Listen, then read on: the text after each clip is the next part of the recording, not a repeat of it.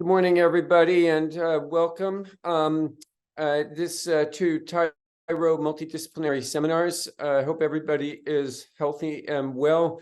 After taking last Friday off due to the American Thyroid Association meeting, excuse me, we are starting this morning back up again with an outstanding lecture and discussion on a really consistent theme that we've been touching on, which is the management of medullary thyroid cancer. So that we have the honor this morning of being joined by Alessandro Prete, who is an endocrinologist at the University of Pisa. He is currently completing his PhD under the tutelage of Dr. Rosella Elisai, who has spoken on the Tyro platform in the recent past. Alessandro's research career has really been quite varied, as he started his journey by performing neurobiology research and studying the genetics of sleep. He then conducted research in vascular biology, but ultimately settled on a career in thyroid cancer research. And he's currently involved in both clinical management as well as research studies involving patients with both advanced and progressive thyroid cancer. And there is, we have an excellent discussant this morning, and it's a privilege to introduce Dr. Stephanie Fish, who needs no introduction. She is a colleague here in New York and is a member of the endocrine division at Memorial Sloan Kettering Cancer Center and a clinical professor of medicine at Weill Cornell School of Medicine. In addition to her clinical studies, Dr. Fish is also Associate Program Director of the Combined Endocrine Fellowship Program, which is a highly sought after training program for folks interested in the management of endocrine neoplasia.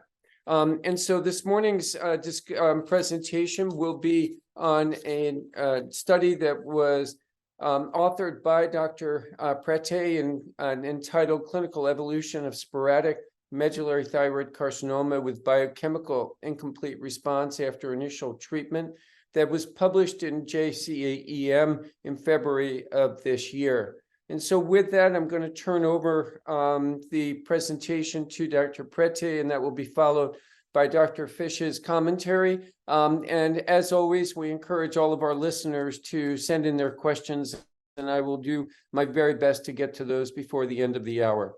So a special thanks at this point to Dr. Prete and Dr. Fish. Dr. Prete, the table is yours here. It's an honor for me to be here. I want to thank the Thank Foundation for their kind invitation. And I think it's an honor for me to be here and to discuss with you about sporadic medullary thyroid cancer with biochemical incomplete response. We'll discuss about medullary thyroid cancer, which is a cancer arising from thyroid C cell. Thyroid C cells are producing calcitonin, which is main marker for medullary thyroid cancer diagnosis and for medullary thyroid cancer follow-up. We know that we can have a lot, two different kinds of medullary thyroid cancer according to its presentation. We can have sporadic cases in 75% of all cases of medullary thyroid cancer, but we can also have familial cases, which are 25% of all cases. Familial medullary thyroid cancer is the cornerstone of multiple endocrine neoplasia 2 syndrome. And among these familial cases, we should distinguish index case and gene carrier who are discovered after RAT screening. So we are talking about a wide spread of different patients among familial cases. So I think that it's not easy and maybe it's not fair to pull together all the cases of medullary thyroid cancer, so to pull together sporadic and familial, because we are talking about two different kind of disease with two different kind of clinical presentation.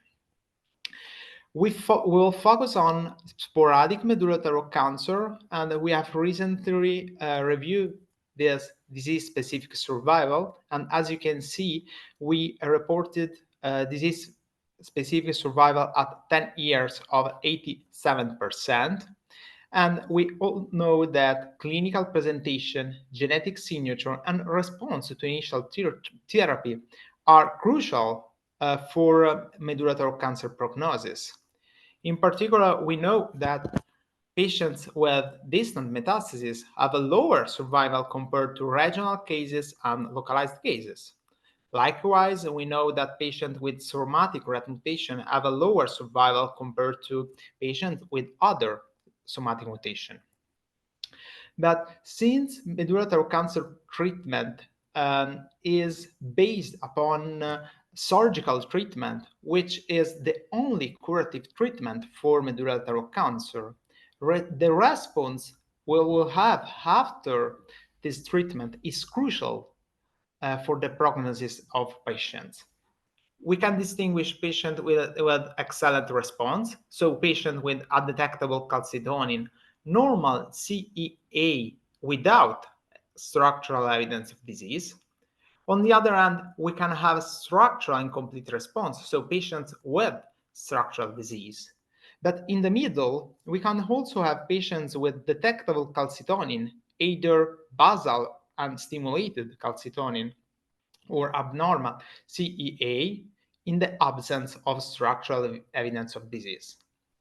We can also imagine that patients who will have during the follow-up the detection of structural evidence of disease will have lower disease-specific survival compared to patients with biochemical incomplete response without any evidence of structural disease during the follow-up. We can have an idea of this risk of structural disease evidence during the follow-up. And for example, I reported this data made by Pellegriti et al. In this report, they observed a relapse-free survival of 78% at 3 years and 61% at 5 years. However, we can also say that we have some issue about the available data in the literature about biochemical incomplete response patients. In general, overall, we have a short, medium follow-up time. We have different modalities of follow-up over times, because sometimes we have patients enrolled between 80 and 2020, so different kind of imaging, different kind of CT scan, different kind of MRI. So it's not easy to compare patients with different year of diagnosis. And in many reports, there isn't the distinction between sporadic and hereditary cases of medullary thyroid cancer, which present very different clinical behavior.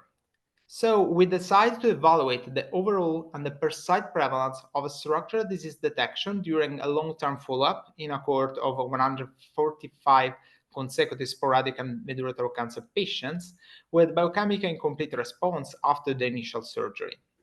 Then we evaluated the predictive value of several epidemiologic, pathologic, biochemical, and genetic features related to structural disease detection.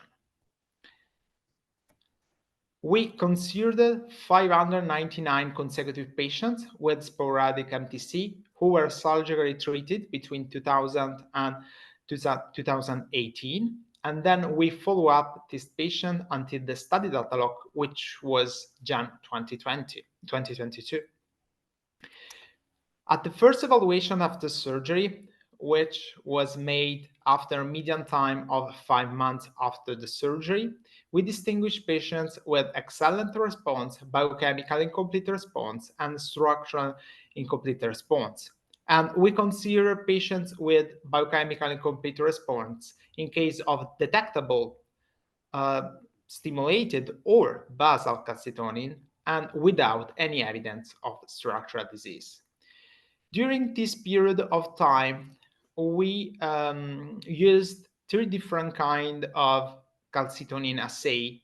The first one was an immunoradiometric assay, and we used this assay until 2013, and then we moved to two different kind of chemiluminescent immunoradiometric assay. And as you can see here, we observe a decreasing analytic sensitivity during time. Moreover, we used two different kinds of calcitonin stimulation tests, beta-gastrin test until 2013 and thereafter calcium gluconate.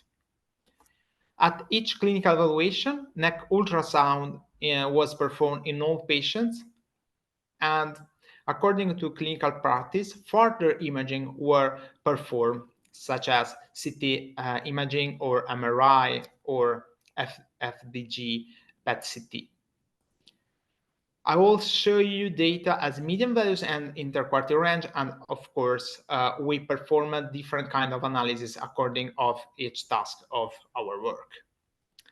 As first, I want to highlight that the prevalence of patients with biochemical incomplete response. In our series, we are talking about 24.2% of all patients. So we are talking about I think a huge number of patients. So of course, medullary thyroid cancer is a rare cancer. However, more or less a quarter of patients with medullary thyroid cancer who will experience biochemical incomplete response after the initial surgery. We did not observe any difference in prevalence between the use of IRMA calcitonin assay and CLIA calcitonin assay. But I have to say that we can have two different kinds of biochemical incomplete response definition. So we observe biochemical incomplete response according to basal calcitonin in 72.4% of cases. And we considered biochemical incomplete response patients according to stimulated calcitonin in 27.6% of patients. And here, I think it's one of the main message of our work. So the structural disease detection during the follow-up of this patient. We are talking about an overall follow-up of 8.5 years as a median. And during this follow-up, we observed 64 cases of structural disease detection. We perform a Kaplan-Meier analysis, and we observe a structural disease detection at 5 years of 38.5% and at 10 years of 51.5%. But I want also to highlight that this risk is higher in the first 5 years of follow-up, and then is much is less in the 5 years later. Which kind of structural disease we are talking about? We are talking about a single site of structural disease in more than 70% of cases, and multiple site of metastasis in a quarter of patients, more or less. And here, the cervical lymph nodes was the most common site as a single site of structural detection. And the combination between cervical and mediastinal lymph nodes was the most common combination in our series. But I want to highlight that cervical lymph nodes are a very common site of structural disease detection. We can group this data in another way, and here I think that we can group this data in a more interesting way. We can distinguish patients with only local regional disease, and we observe this kind of disease in about 50% of our cohort. We can also observe only distant disease in 29.7% of patients, and we can also observe both of them in 20.9% of disease. Interestingly, we did not observe any statistically difference between the median of time between the thyroid surgery and the detection of these three different kinds of disease. As expected, patients with structural disease have more aggressive features compared to patients without structural disease detection during the follow-up.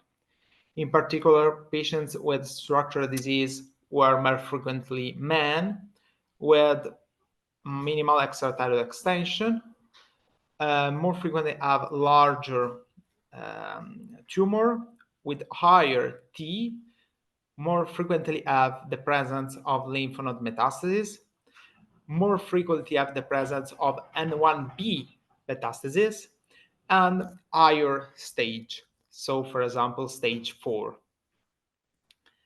And they have higher level of basal calcitonin at the first evaluation of the surgery.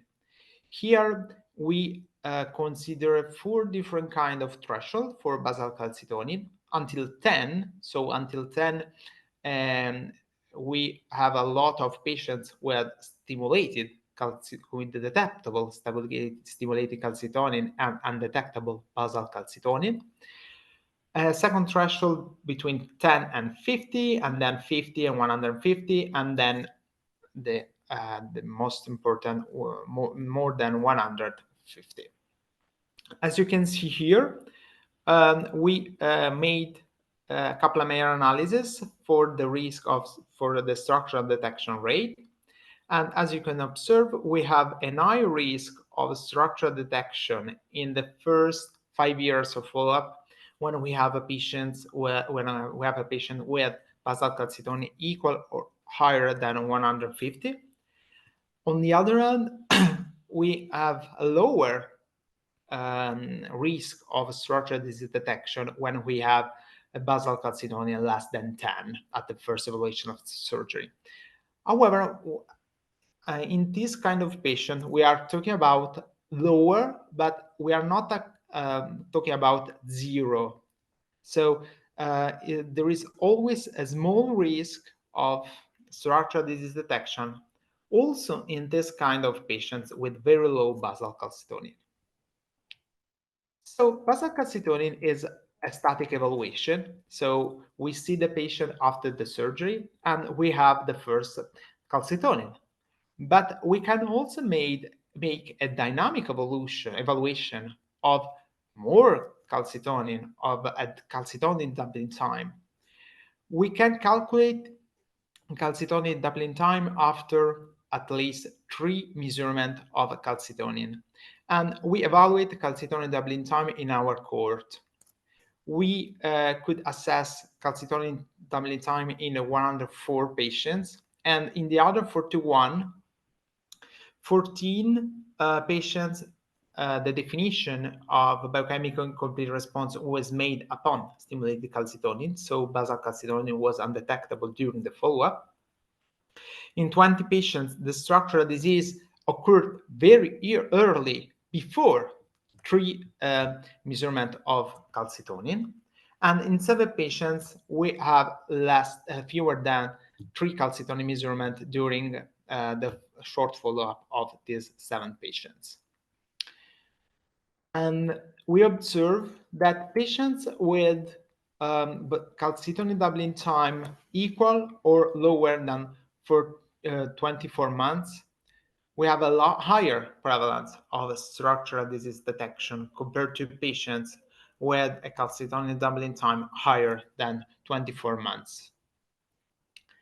We perform a univariate analysis, and more or less we confirm that male patients have a higher risk of structural detection, as well as patients with minimal extrathyroid extension or unifocality, or patients with a larger tumor, as well as patients with a higher T stage, lymph node metastasis, N1B stage, stage 4, and of course, higher levels of basal and stimulated calcitonin and lower levels of CTN doubling time.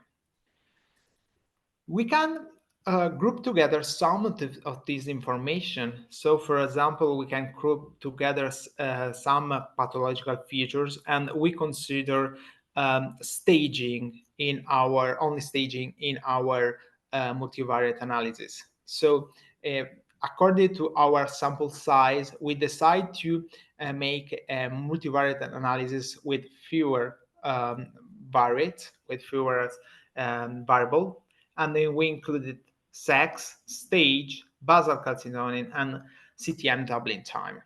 And as you can see here, stage, and stage in particular stage 4, basal calcitonin higher than 50 and CTN doubling time lower or equal to 24 months were considered as independent factors for structural disease evidence detection during the follow-up in biochemical incomplete response. And I think it's very useful from a clinical point of view. In particular, it's very useful the use of the static evaluation, because after the surgery, we have more or less pathological data and biochemical data of the first evaluation after surgery. And we can combine these two different elements, and we can have an idea of the risk of structural disease detection during the follow-up in each biochemical incomplete response patients. So, for example, we have a high risk of structural disease detection in patients which present a stage 4 medullary thyroid cancer, the black line, but also in presence of basal calcitonin higher than 150. On the other hand, if we have a patient with stage 1, 2, 3, and the basal calcitonin lower than 10, there is a small risk of structural disease detection, but there is always a risk of structural disease detection. So I think it's important to imagine the follow-up of these patients. And we proposed an algorithm on the follow-up of these patients, in particular upon basal calcitonin and stage. And for example, we are proposing that in presence of stage 1 to 3 and the basal calcitonin less than 10, we can perform basal biochemical evaluation and neck ultrasound yearly, and then further imaging only in case of significant increase of CTN or CEA. On the other hand, in patients with basal calcitonin that 100 more, which was more than 150, we should perform biochemical and morphological evaluation every 6 months in order to find structural disease detection. I think that we can, CTN doubling time could be another important marker in these patients, and we can also evaluate in which kind of patients. So we can another time combine first CTN, this time with CTN doubling time, and we can have an idea of the structural detection rate in our biochemical incomplete response patients. And here, for example, I want to highlight that CTN doubling time has a main role in case of basal calcitonin less than 50. In the other cases, when we have a basal calcitonin higher than 50, the risk is more or less high, and maybe CTN doubling time did not add any further predictive value. We can also use other prognostic factors. So in our work, we evaluate the presence of somatic mutation in our series of patients, and we assessed the presence of red somatic mutation in 64 out of 145 patients, and we observed the presence of red somatic mutation in 60.9% of these patients. And we observed that in presence of red somatic mutation, we have a substantially higher risk of structural disease detection during the follow-up compared to patients without red mutation. When we have a structural disease detection, what should we do? We reported our experience in these patients, in the 64 patients, And we observed that we perform an active surveillance in 43.7%, but we perform also further therapies in 56.3% of patients. And these further therapies were performed very soon, after a median time of 4 months after the structural disease detection. And these further therapies were more than one treatment in more than 63.9% of patients, and there were only one treatment, and in this case we are talking about surgical treatment for local regional disease in 36% of patients. Here we resume some of this therapy. Further cervical surgery was performed in 72.2% of patients. Local therapies such as radiotherapy or chemioembolization were performed in 44.4% of patients, and systemic therapy in 11 patients.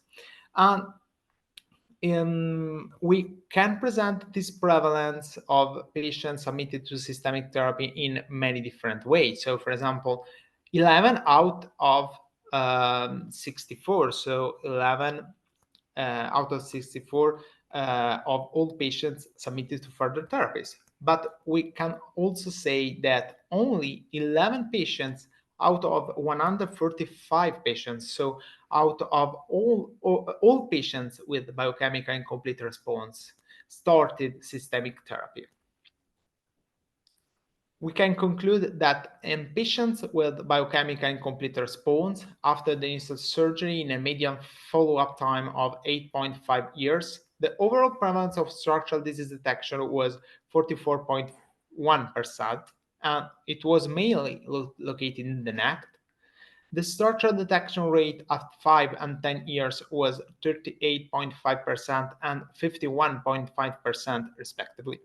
Several features, and we'll talk a lot about them, epidemiological, pathological, and biochemical, were associated to structural disease evidence in biochemical incomplete response. However, at multivariate analysis, only stage 4 high basal calcitonin levels and higher calcitonin doubling, lower calcitonin doubling time persisted as independent factor for predict structural disease evidence in biochemical incomplete response. And about the treatment, after a median time of 4 months from the structural disease detection, about half of the patients perform further treatments. However, only 7.6% of biochemical incomplete response started a systemic therapy. And I think this is an important message for these patients. I want to thank you for your attention. I want to thank another time the Thank Foundation for their kind invitation. And I want to thank all the members of the team for this work. Thank you. Thank you, Dr. Prete, for that excellent presentation and for this great study, which I think is really unique and special. And so I'm looking forward to talking a little bit more about it now. So just to say, that I have nothing to disclose, and I'll just talk a little bit as we summarize some of the results from the study and some aspects that I'll talk about today in the discussion. So, in this study, the group looked at a large group of patients with sporadic medullary thyroid cancer. I think that's one of the things I'm going to really focus on that's quite unique in this data, starting with 599 patients with sporadic medullary thyroid cancer, and then identifying 145 with a biochemical incomplete response. And, excuse me, then structural in these patients during follow-up, structural disease was detected in a total of 64 patients after a median of 3.3 years. And as was clearly stated, the basal calcitonin and stage 4 were independent predictor factors for that recurrence, with structural disease seen in the shorter calcitonin doubling time and those that did contain somatic RET mutations. And so I think, as you talked about a little in your introduction, many studies with medullary thyroid cancer just include all patients with medullary thyroid cancer. This is a rare tumor, and so to have a large cohort, you're kind of forced to just include all of the patients that you have with medullary thyroid cancer. And I think, as you know, they do behave differently. We know that sporadic medullary thyroid cancer is the majority of our medullary thyroid cancers, about 75%. They typically present with nodules in the neck, but at presentation, the majority, over 70%, will have clinically detectable lymph nodes, and generally about 65% will have somatic RET mutations identified. But studies have shown that sporadic medullary thyroid cancer typically presents with more advanced disease, and in general is associated with a poor overall survival at 10 years compared with the hereditary forms. And so I do agree that if you study everything together, the two groups don't behave the same way, and the results, it sort of dilutes some of the results that one can see as we study these patient populations. And so I think that one of the real strengths in this study was the fact that it was a uniform group of sporadic medullary thyroid cancer patients. And sort of demonstrating the difficulty in studying this group, there was actually a meta-analysis just published last year in Thyroid Research, where they tried to look at all studies, pulling together specifically studies including medullary thyroid cancer, and look at what factors were associated with higher risks of recurrence and structural recurrence. They did find that higher tumor staging, higher AJCC staging, and nodal disease at presentation was associated with recurrence. And this is just sort of one of the images from the study, where they did find significant, higher staging was associated with higher risks of recurrence. But then as they tried to look at other factors like RET mutation status, just having a general RET mutation or specifically a RET 918 mutation, they did not find to be significantly associated with higher risk of recurrences. And in this study, they really talk about how heterogeneous the studies were, and the difficulty in specifically pulling out just the information for sporadic cancers and having adequate amounts of data to really get significant results. So I think this recent study is sort of an indicator that there are that it's limited in the information we have specifically about patients with sporadic medullary thyroid cancer. And so I think to see your study and having so many patients specifically with sporadic is a real strength, and really provides a good starting point of more homogeneous data to better understand the natural history of this disease in this specific population. And so I just want to discuss a few other issues that to me come up, where populations may be part of why these groups end up being heterogeneous in studies. A little bit also is related to the fact that practice is different between countries and even, between institutions, and how we identify medullary thyroid cancer can be different. It's, I think, different in the United States compared to your practice in Italy. And so I just wanted to talk a little bit about this concept of calcitonin, using calcitonin screening in patients with thyroid nodules, which I think is a fairly standard practice for you in Italy and in your institution at Pisa, but is not something that is done universally, and is something that's not typically done in our patients in the United States. So in the study, the group found that the biochemical incomplete response was found in about a quarter of the patients, or 24% of the patients. And as you talk about a little bit in the discussion, this prevalence of biochemical incomplete is actually a bit lower than was found in some other historical studies, some of the initial studies that were done presenting the data on these response to therapies. The rates of biochemical incomplete was a bit higher, and one of the possible reasons that you hypothesized was the fact that in your cohort, there is this, you are using calcitonin levels in the evaluation of patients with thyroid nodules. And so that utilizing this potentially is identifying patients at an earlier stage with less extensive disease, where potentially surgical treatments can be more complete.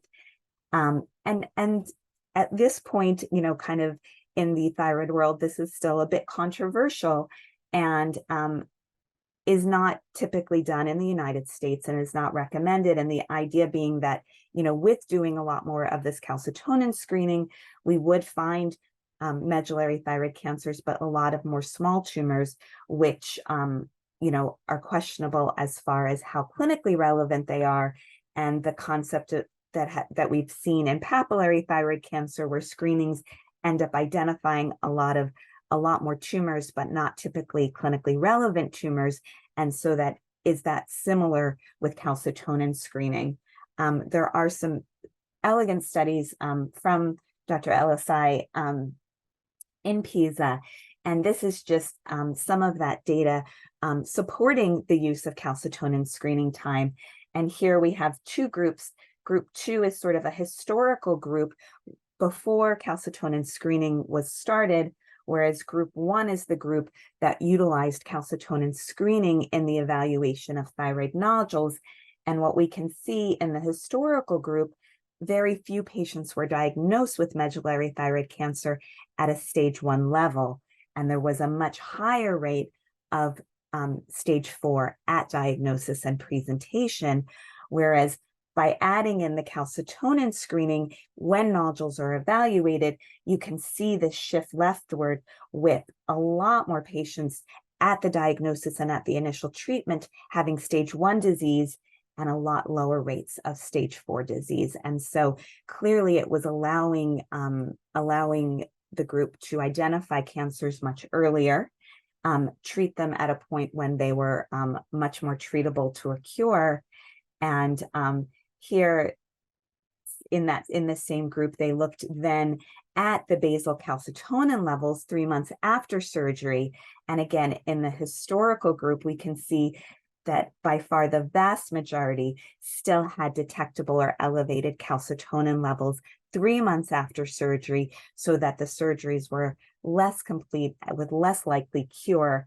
And yet in the group 1, where they were identified after screening, about 30 out of 44 patients had a much lower basal calcitonin level and a much, so much more excellent responses to therapy when the disease was identified at an earlier stage. And similarly, when they looked, when looking at the rates of medullary thyroid cancer, again, here, when calcitonin levels were done in a screening process, much higher rates of cured or and lower rates of, still some persistent disease, but a much lower level, and just fewer deaths, and sort of a shift in the exact opposite direction in historical data, looking at when the diagnosis of medullary was made, and very high rates of death from medullary thyroid cancer. And so it's based on these data that, in Italy and in many areas of Europe, screening with calcitonin is much more standard of care. But it hasn't at this point really been adopted in the United States. And at least as of the ATA guidelines from 2015, they basically say that they can't, based on the data, they couldn't be for or against the use of calcitonin screening for patients with thyroid nodules. In the little sneak peek of the new guidelines that we got at the recent ATA meeting, they did not comment on if there was going to be any changes in that recommendation.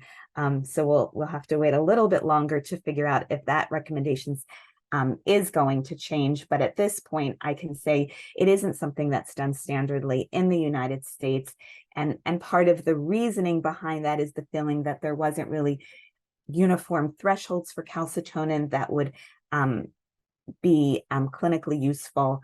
There were certainly high false positive rates with so many patients on things like omeprazole and acid blockers, high calcium and things like that, which can stimulate calcitonin formation and lead to higher basal levels. And then also, the fact that, again, in Europe, when this is done, typically it's confirmed with stimulatory tests, which are not standardly done in the United States. So we don't, with pentagastrin, it wasn't available in the United States. With calcium, it's just not something that's done regularly, so that it's not sort of part of our clinical practice.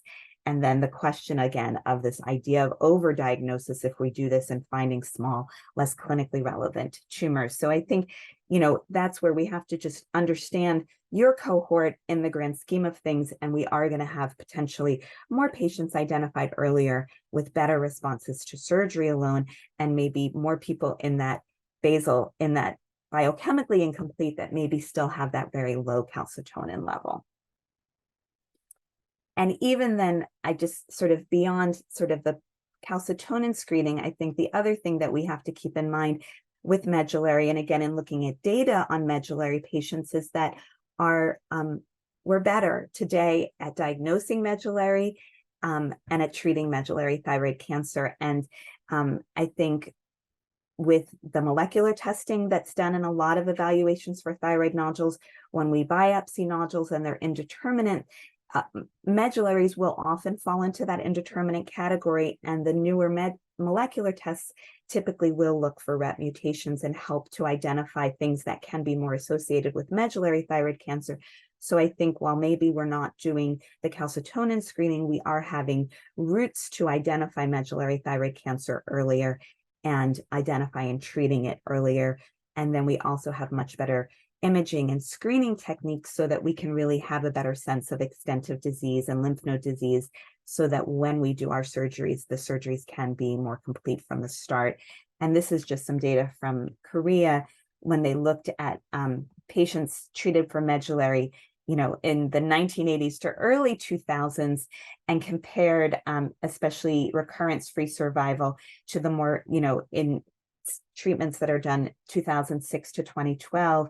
And overall, there was improved outcomes just with time, and really felt to be because of these improved imaging and diagnostic techniques, which allow us to treat medullary thyroid cancer a bit more completely from the start. And so I think that's one aspect that I think overall in the study that we need to think about. And sort of staying with that theme a little bit, I just, in the diagnosis and the categorization of the biochemical incompletes, you used the basal calcitonin, a median of 5 months after surgery. And then also, as you mentioned, you had a cohort that maybe had undetectable basal calcitonins, but elevated stimulated calcitonin levels, so that of the 145, a quarter of those patients, I think in many studies, and especially in groups in the United States, would likely have been categorized as excellent responders, because again, it's not standard for us to do these stimulated calcitonin levels in our surveillance. And so I thought that was sort of an interesting thing, and one that we have to keep in mind, that you have at least a quarter of your group where that would likely have been categorized differently without that stimulation, and have probably, as we'll talk a little bit about, probably a little bit of a lower risk for that structural response. And so this image from the study that you showed before, which I think is one of the things that I think is a really helpful piece of data, and the idea that calcitonin is sort of a continuous variable, and there are different and it can be categorized probably a little bit more into smaller groups than just like this over 150 and under 150 that has traditionally been used. And I think looking at your data, where those that may be biochemical incomplete, but the basal calcitonin is actually quite low, in less than 10, yes, there were some structural recurrences, but the rate was much lower. And it's really somewhat of a dose response, the higher the calcitonin, the higher rates of structural recurrence. And I think that that's a really helpful thing. And I think there's always been sort of studies trying to find these cutoffs and exact places. This is a recent study, again, out of Korea, where they looked at calcitonin, preoperative calcitonin levels, then after surgery, and tried to see if the preoperative calcitonin would predict survival. And they, again, tried to find a specific cutoff. They ended up finding a calcitonin of 309 before surgery. If you were below that, the survival that's this low group, and long-term survival was excellent. And then with a basal of 309 or higher, that was associated with worsening overall survival and higher rates of recurrence. And so I think there's this desire to find these exact cut points that we can use. I think all of us who treat medullary thyroid cancer patients know that when we measure calcitonin month to month, it can vary, and there's a lot of variability in it. And so, having an exact number is really hard because you need sort of the patterns, and that's why doubling time ends up being a lot more helpful than these discrete numbers where one day after the other, you can sort of be a little bit off on those. And so I'll just kind of conclude a little bit and say, so this is the ATA guidelines and medullary thyroid cancer published in 2015. And again, sort of at the bottom part, they have those excellent responders with undetectable calcitonin. The middle, these people with very high calcitonin above 150. And then this upper pole is sort of this middle, the group that's in the middle with a calcitonin that's detectable but less than 150, and they give some recommendations as far as monitoring and imaging. But I think what your study does is really move us in a further direction to say we don't need this big category of detectable to above 150, but can break that up and see different thresholds within that group, where you saw, again, in a higher stage, it was really above 50 that was quite predictive. In the lower stage, sort of more of a continuous prediction. And I thought, your presentation here of a little bit of a different or a little more discrete recommendations in our surveillance and monitoring of this group of patients was really eloquent and really helpful for clinicians like me who, this is the most frustrating patients we see. We know they have disease, we have these calcitonins, and we just have to watch and watch, and it can be really hard to find the structural disease.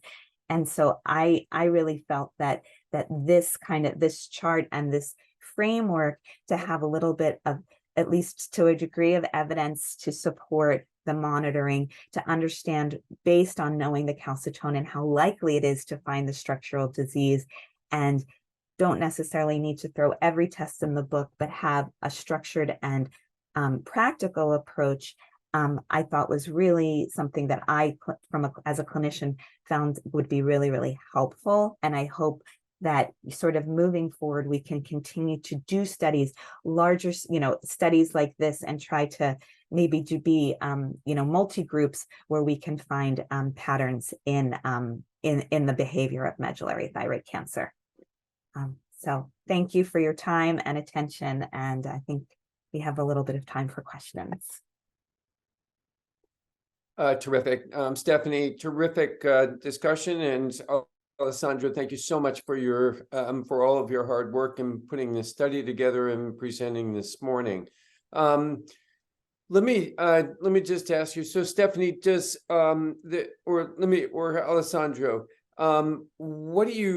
what can you tell us about the difference in sensitivity between pentagastrin versus calcium gluconate stimulation? Do you have any data to look at that? So yes, I can say that we were more happy with pentagastrin test compared to calcium test. However, we have not pentagastrin test anymore, so we have to manage what we have. I can say that the real important thing is the decreasing analytic sensitivity of basal calcitonin. So today, for example, we have assay which can measure 3,2 of calcitonin.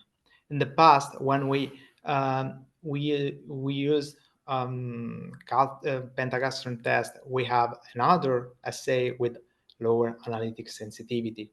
So I totally agree with Stephanie about the use of calcitonin stimulation test, but maybe in the future the use of the calcitonin stimulation test will be less than than what we have done in the past, thanks to high sensitivity, thanks to calcitonin, basal calcitonin measurement, which have higher analytic sensitivity.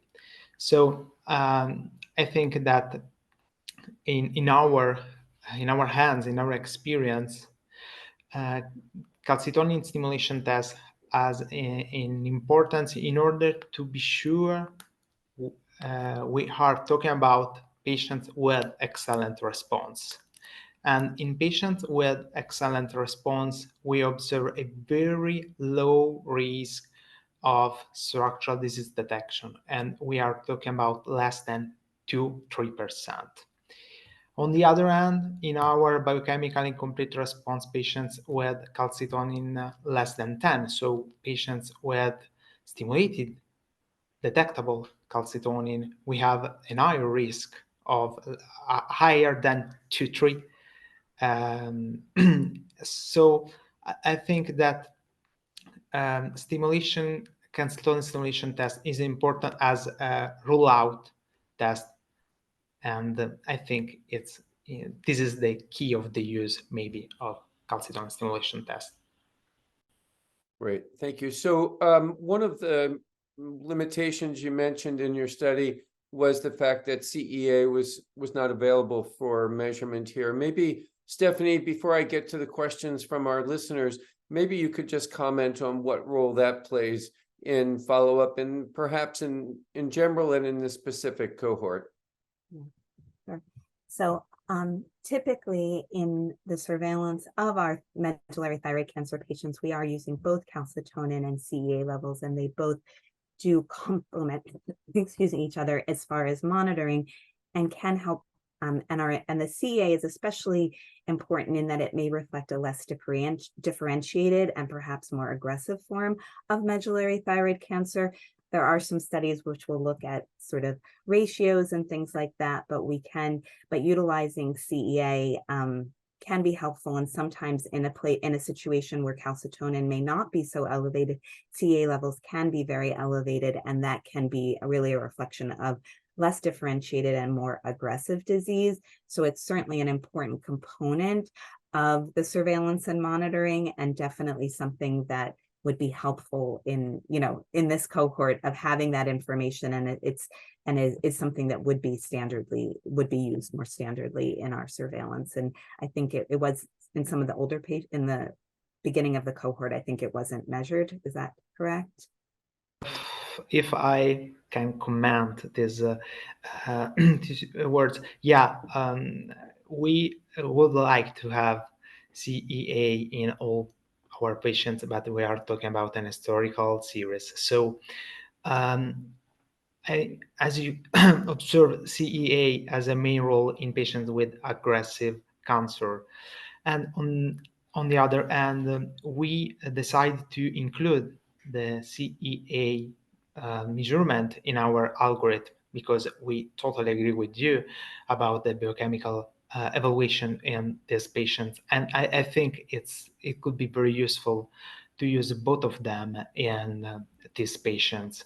We have some data about CEA in our biochemical incomplete response patients, but we do not observe any clear difference. So, and we have this data only in less than 50% of all sample patients. So we decide to do not use this data. However, we think that it is very useful for the follow-up.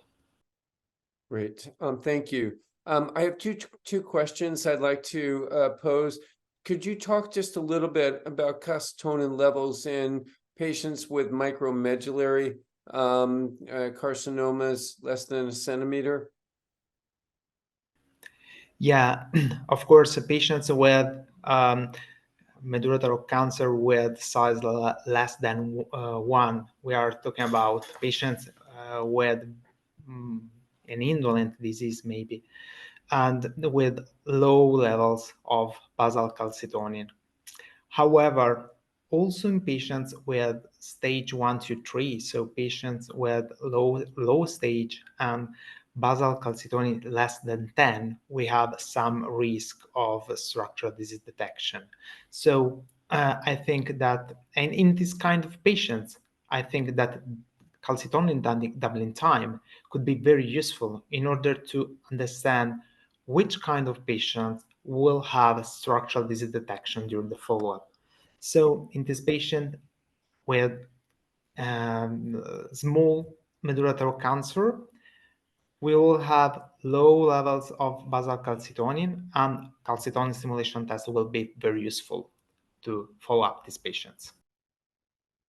Great, thank you. So Fernanda Weisman has raised the question of whether the data regarding cutoffs for calcitonin levels varies whether or not a patient has somatic RET mutation. So patients with RET somatic mutation have higher basal calcitonin levels compared to patients without this kind of mutation. Actually, in our work, we observe a substantial difference between patients with and without RET mutation in the risk of structural disease. However, I think that RET mutation is crucial today in order to understand patients who will have benefit to other therapy, in particular systemic therapy with RET, highly selective RET inhibitors. So, for example, sulpercatinib, pralsetinib. And on the other hand, I know that in US there is a trial about the use of highly selective RET inhibitors in patients with biochemical incomplete response in order to understand if it could be useful or not. So I think that RET somatic mutation could be very useful in this kind of patient to understand which kind of patient will benefit of this treatment and which kind of patient will have an higher risk of structural disease detection. And of course, patients with RET somatic mutation have a larger site of medullary thyroid cancer and, of course, have higher basal calcitonin.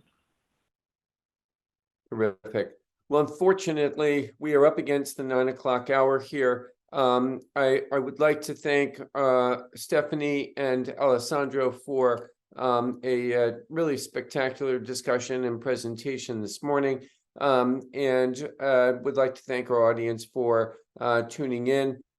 You can see the upcoming sessions that will be rounding out our October programs, and certainly invite everybody to come back to visit us. As always, hope everybody has a great day and everybody stays safe. Thank you so much for joining us.